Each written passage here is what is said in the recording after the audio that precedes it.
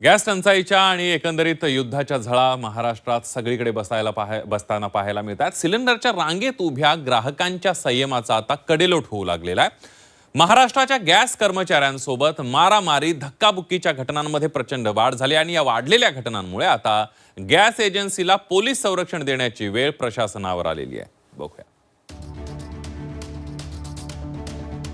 जनता गॅसवर एजन्सीला पोलीस संरक्षण। बाउन्सर पोलीस संरक्षणात गॅस वितरणाची वेळ।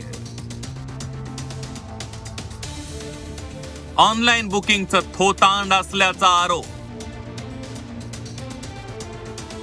नाशिक जिल्ह्यातल्या मालेगावमध्ये गॅस एजन्सी बाहेर असा पोलीस बंदोबस्त तैनात करावा लागलाय। गॅस टंचाई निर्माण झाल्यापासून गॅस एजन्सी बाहेर भांडणं वादावादी वाढली आहे। त्या पार्श्वभूमीवर आता सरकारनंच गॅस एजन्सींना पोलीस संरक्षण देण्याची वेळ आली आहे। तसंच सिलेंडर वाटप करताना पोलिसांचं बाउन्सर आणि होमगार्डची मदत घ्यावी लागते।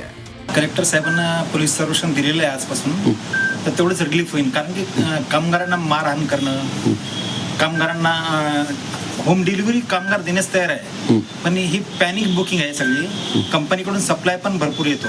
बुकिंग करा, 3 दिवसात सिलेंडर घरपोच मिळेल असं नाशिकच्या पुरवठा विभागानं सांगितलं होतं, पण 8 दिवसांपासून बुकिंग केलेला सिलेंडर ही मिळत नसल्याची तक्रार अनेक जण करतात। 9 दिन हो गए ऑनलाइन पेमेंट करने, अभी तक सिलेंडर आया नहीं है घर पे। ऑनलाइन पेमेंट भी बता देता तुम्हारे को, वो भी ले लो मोबाइल में।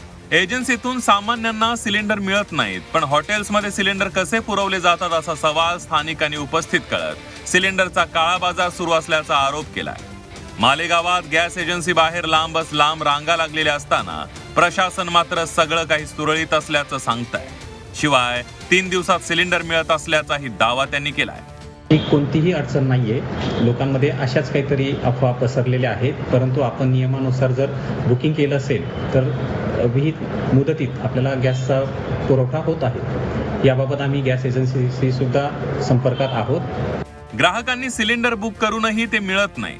प्रशासन म्हणतंय गॅस सिलेंडरचा पुरेसा पुरवठा आहे।